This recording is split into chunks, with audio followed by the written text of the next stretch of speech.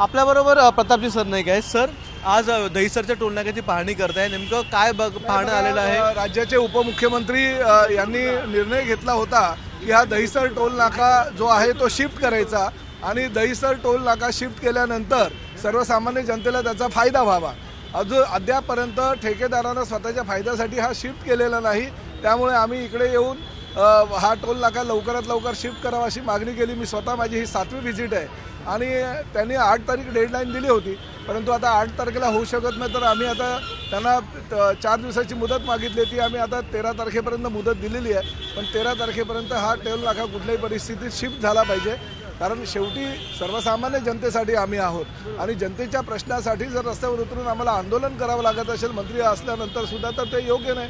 मंत्र्यांनी आदेश दिलेले म्हटल्यानंतर त्याचं पालन संबंधित अधिकाऱ्यांनी ठेकेदारांनी करणं गरजेचं आहे. अशा ठेकेदारांवर याच्या आधी देखील आपण अनेक उदाहरणं बघितलेली आहेत, त्यांच्यावर कारवाई देखील नंतर झाली. या ठेकेदारांना आपण काय तारखेपर्यंत जर त्यांनी हा टोल नाका आता शिफ्ट केला नाही आणि मंत्र्यांच्या आदेशाचं पालन केलं नाही, शासनाच्या आदेशाचं पालन केलं नाही, तर निश्चितपणे त्याच्यावर कारवाई करण्यात येईल. थोडंसं अजून देखील ट्रॅफिक जाम होते. जेव्हा हा टोल नाका पुढे जाईल त्यावेळी परिस्थिती कशी असेल? नाही बघा, त्यावेळेचा तो आता आम्ही शब्द दिला होता टोल नाका हटवण्याचा. ट्रॅफिक होणार नाही याची जबाबदारी आता ट्रॅफिक पोलिसांची आहे आणि MSRTCच्या संबंधित टोल ठेकेदाराची आहे. त्यामुळे आमची जबाबदारीतून आम्ही मुक्त होऊ.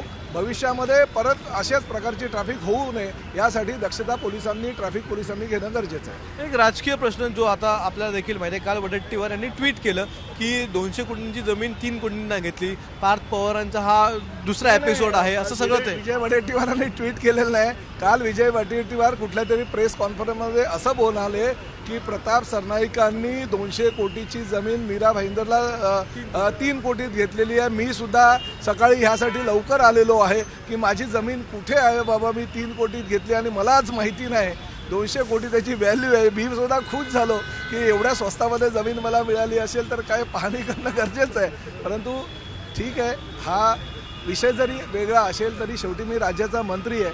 अशा प्रकारचे जर गंभीर आरोप माझ्यावर होत असेल तर त्याला उत्तर देणं जनतेला माझं कर्तव्य मी समजतो.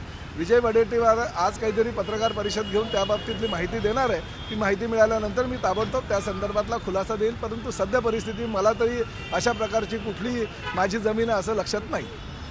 ज्यावेळी आता थोड्या वेळात ते पत्रकार परिषद घेणारच आहेत, त्यावेळी ते म्हणजे एक शैक्षणिक संस्थेचं नाव घेत आहेत. ते जे काही असेल ना, त्यांनी पुरावे कागदोपत्री करे. शेवटी जबाबदार विरोधी पक्षनेते म्हणून त्यांनी राज्यामध्ये एवढी वर्ष काम केलेलं आहे, तर त्यांची जबाबदारी आहे कागदोपत्री पुरावे द्यायची. त्यांनी पुरावे दिल्यानंतर त्याचा खुलासा मी करेन.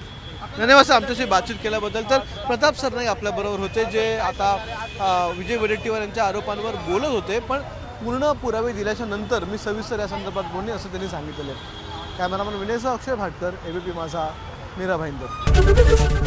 ABP माझा, उघडा डोळे बघा नीट.